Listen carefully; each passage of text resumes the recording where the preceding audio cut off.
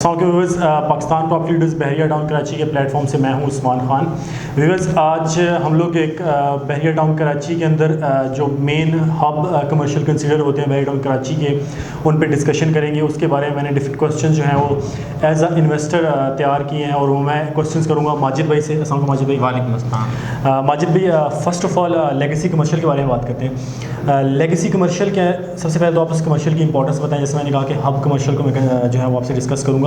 उसके बाद legacy commercial के अंदर ऐसे कौन से प्रोजेक्ट हैं जो हमारे इन्वेस्टर्स हज़रात को, हमारे जो व्यूवर्स देखने वाले हैं, उनको उनके अंदर इन्वेस्ट करना चाहिए अच्छे इंटरेस्ट के लिहाज से।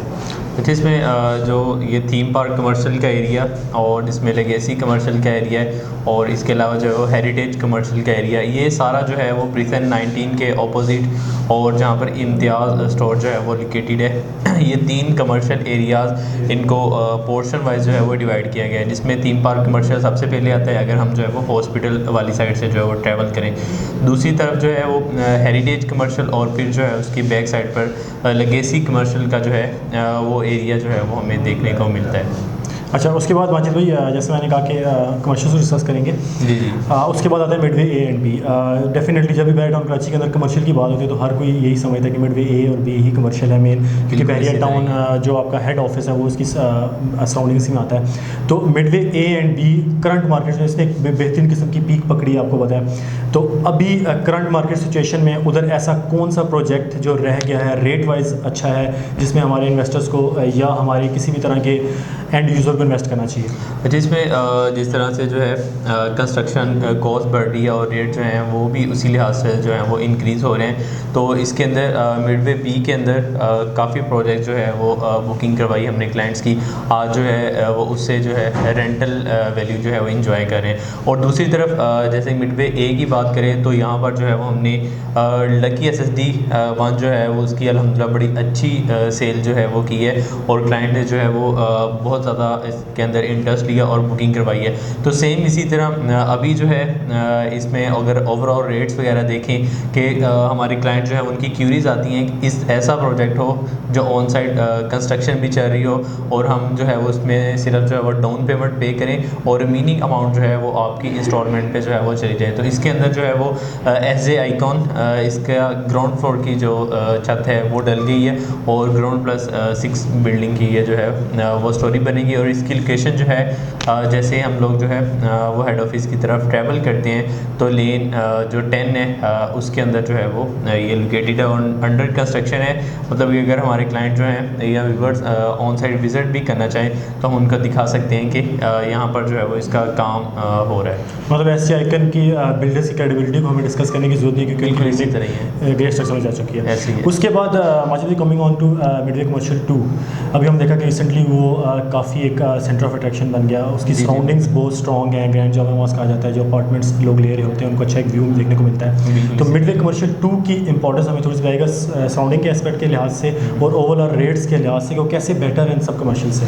अच्छा, इसमें एक तो जो मेन अट्रैक्शन जो है वो एक पैदा हो गई है कह लें या बना दी गई है माइंड्स को जो है वो यूज़ करते हुए। इसके अंदर ग्रैंड जामा मस्जिद है और फिर यहाँ पर जो है वो लैंड पड़ी हुई थी, इसमें इन्होंने जो है वो कुछ पोर्शन इकरा यूनिवर्सिटी में यूटिलाइज़ कर लिया और फिर कुछ के अंदर जो है वो रेजिडेंशियल प्लॉट दे दिए। लेकिन कुछ पोर्शन जो है वो अभी भी इनके पास खाली पड़ा हुआ था, तो वहाँ पर कमांड एंड कंट्रोल सेंटर के नाम से ये पोर्शन रिजर्व था। लेकिन इन लोगों ने प्लानिंग करके यहाँ पर जो है वो मिडवे कमर्शियल 2 के नाम से कोई 37 के करीब जो है वो डिफरेंट साइज़ के प्लॉट, जिसमें कोई 750 स्क्वायर यार्ड का है, कोई 1000 स्क्वायर यार्ड का, इस तरह की ये प्लॉट जो हैं वो की कटिंग दी। तो इसमें मेन यहाँ पर जो अट्रैक्शन दूसरी चीज़ आती है इसके अंदर, एक तो क्लॉक टावर है, फिर डेस्कॉन है और दूसरा मेन जो लोग ट्रैवल करते हैं जना एवेन्यू से, अगर उन लोगों ने प्रीसन 10A 11A की तरफ आना है तो ये मेन जो है वो आपका लिंक रोड है, यहाँ से हर बंदा जो है वो ट्रैवल करेगा। मतलब इन फ्यूचर अगर हम देखते हैं जिस तरह से अभी हमारा मिडवे कमर्शियल A और B एक फूड स्ट्रीट जो है वो बन गई है, जहाँ पर हम जो है वो रात के 2 बजे 3 बजे भी जाएँ तो हमें खाने पीने के लिए हर चीज़ जो है वो अवेलेबल है। तो सेम इसी तरह जब यहाँ पर ये सारी बिल्डिंग्स बन जाएंगी तो इसके अंदर भी इसी तरह की जो है वो अट्रैक्शन हमें देखने को मिलेगी, क्योंकि इर्द गिर्द जितना भी एरिया है ये सारा हमारा पॉपुलेटेड हो चुका है। प्रेजेंट 8 देख लें, यहाँ पर कंस्ट्रक्शन जो है वो कितनी स्पीड से प्लॉट्स की भी हो रही है, और दूसरी जो कमर्शियल प्रोजेक्ट्स हैं उनकी कंस्ट्रक्शन भी जो है वो भी काफ़ी फास्टली हो रही है। और दूसरी तरफ 10A 11A ये तो मुकम्मल तौर पर आबाद है, और ये इसकी मतलब ये कह लें कि मेन इम्पोर्टेंस है इस मिडवे कमर्शियल जो 2 दिया गया है इसकी।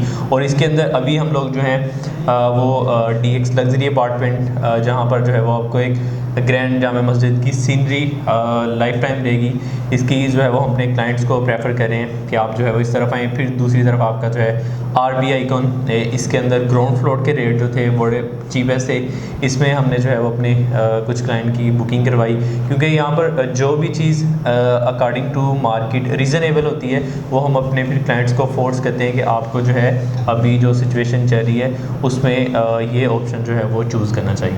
अच्छा माजिद भाई, एंड सबसे and question, million dollar question, अब हमारा कोई भी इन्वेस्टर आता है तो डेफिनेटली वो ग्राउंड फ्लोर के जो हम कहते हैं कि बेसमेंट प्लस ग्राउंड फ्लोर का शोरूम होता है उस पर जाता है, क्योंकि एज अ एंड यूज़र अगर मैं किसी भी जगह कमर्शियल बिल्डिंग में जा रहा हूँ तो मैं कभी भी 3 से 4 फ्लोर से ऊपर जाने की हिम्मत नहीं करूँगा।